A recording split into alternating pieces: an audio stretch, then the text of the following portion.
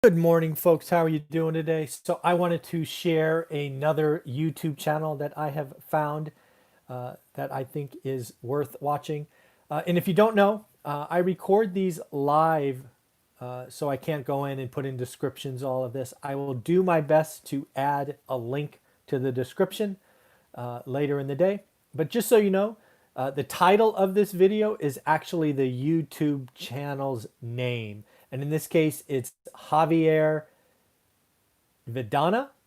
He is a real estate agent in Arizona, and he has a channel with 42,000 subscribers. And I watched his video called Fed Commits to Keep Interest Rates Low. How does this affect housing market? So again, you have to realize that Javier is a real estate agent. His experience comes from the agent side.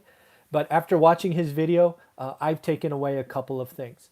Again, I am watching bigger channels because I am looking to learn. And again, looking to learn ways to make this my channel more interesting and have some more fun. The first thing I got to say about Javier is he has such a subtle sense of humor. He made me laugh out loud a couple of times. Where he's giving something and then he almost has an internal monologue, kind of a joke. And Javier, if you ever watch this, man, you're one funny dude. You made me laugh out loud a couple of times, which is pretty hard to do. A couple of things as I was going through your video, Javier, that I like that you put out there, but I think given my economic experience and watching this for 20 years from different angles, I want to tell you, I think it's going to be a little bit longer. For example, you were talking about how long you thought interest rates would be low. In your video, you were kind of thinking 1 to 2 years. I think 1 to 2 years is the absolute minimum. So if you were trying to give a layup and maybe come back later, totally get it.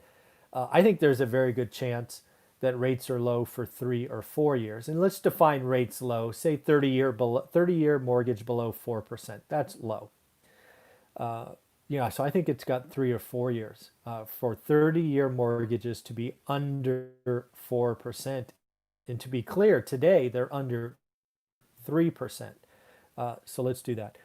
In your video, Javier, you did a great job about talking about basically demand is high, supply low. We call that a seller's market, as you know.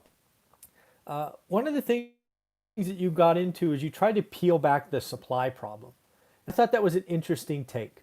I agree with you. We have a supply problem, and it's a different market, right? People are deciding, as you said, to stay put.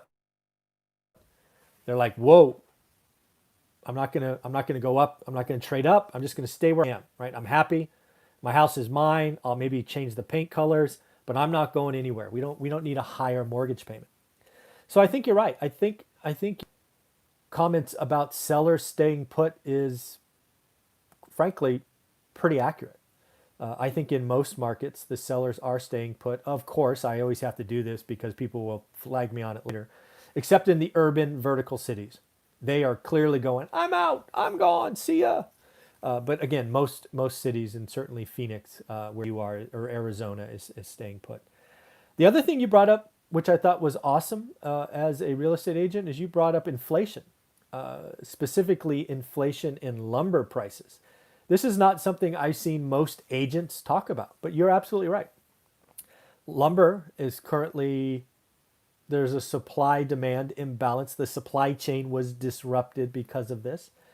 And lumber is becoming more expensive. And where you went with that, which again I think is dead on, Javier, nice work, is builders are going to be passing on those costs to buyers. Um, yeah, builders typically have a choice. They can either absorb higher costs like lumber in their margin, or if the market is hot or it's on fire like today, they will just pass on those costs to the buyers. I expect gross margins for builders to expand, at least in the short term. I expect builders to not overbuild, where in a decade ago they might do a 30 unit phase. Now they're going to do a 10 unit phase or a 6 unit phase or an 8 unit phase because they have the scars from the last time. Then what you did, Javier, again, knowing your channel as a real estate agent, what you did is you tried to help, which I thought was very, very admirable. Basically, you're saying that the buyers who are strong have the best chance. So get pre-approved, know what you want, write fast offers.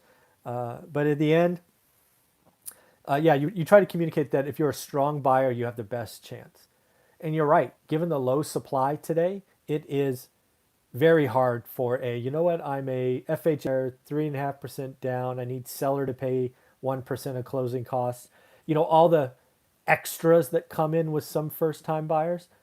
In today's market, they're in trouble because, again, they're still cash buyers. They're still buyers with 10 or 20% down. And it's tough today. Your point about supply was dead on. Your point about lumber was dead on. Javier, again, the biggest thing I took from your channel is working humor. Some people have it. You clearly do. I do not have what you have, but it was fun to watch. There is no doubt why your channel, at least the last one I looked at, it had 42,000 and growing. So keep up the good work. Very inspirational. I am now a subscriber to your channel. Again, Javier Vidana, Vidana. Again, his name is in the title. That is the name of his channel.